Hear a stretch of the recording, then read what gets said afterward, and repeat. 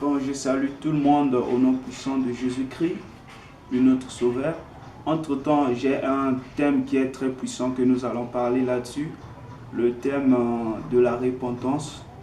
Alors, cela va nous demander de lire d'abord le livre d'Ézéchiel, chapitre 18, versets 20 jusqu'à 22.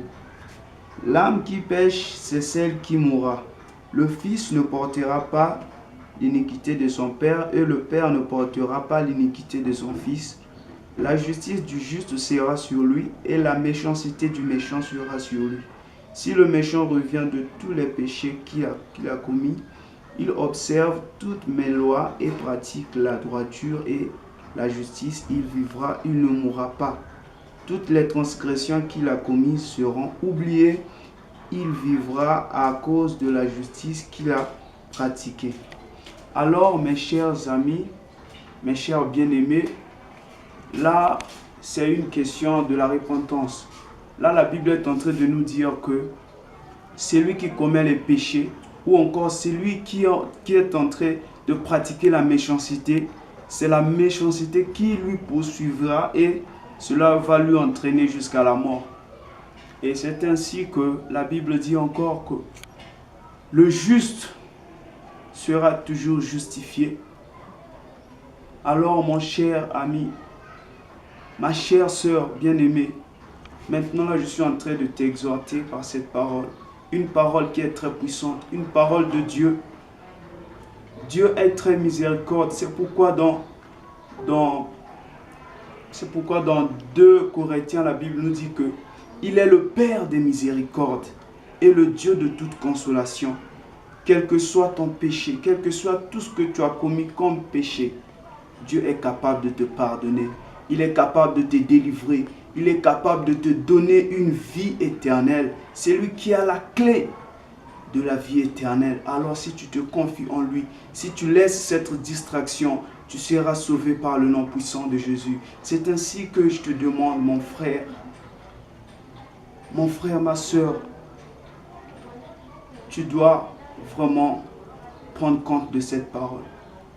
Tu dois prendre compte de cette parole parce que c'est une parole qui n'est pas vaine, c'est une parole de vie. Alors je t'exhorte afin que toi aussi, si tu avais déjà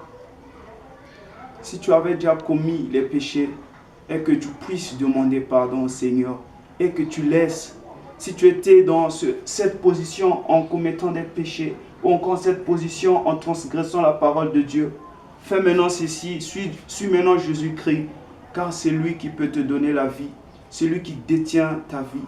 Il est le Dieu de toute la terre, il est le Dieu, nul n'est comme lui. Il est le lion de la tribu de Juda, le rejetant de David. Je t'en prie, car cela est ton moment, cela est le temps que tu puisses penser là-dessus. Parce que Dieu a dit que sa parole ne passera pas. J'en profite de te dire encore qu'il arrivera un temps, il arrivera un moment où ce monde sera détruit selon la parole de Dieu. Heureux cet homme qui prendra compte de Dieu. Malheur à celui qui rejette cette parole. Car c'est une parole de vie. C'est une parole qui transforme la vie. Ça peut te transformer si tu crois. Si tu crois maintenant là, laisse-moi te dire que ça va te transformer. Ainsi, amen. Nous allons prier. Prie avec moi. Ô Éternel Dieu, nous te bénissons pour ta parole. Nous te bénissons pour ta grandeur, Seigneur. Nous te bénissons pour ton amour. Et Éternel Dieu Tout-Puissant, je te montre celle ou celui qui vient de prendre, Seigneur Jésus-Christ, compte de cette parole, afin que tu puisses le pardonner, afin que tu puisses, Seigneur, transformer sa vie par le nom très puissant de Jésus-Christ. C'est toi qui as reçu le nom qui est au-dessus de tout nom. Tu es El Elyon, le Dieu le plus élevé. Nul n'est comme toi, Seigneur.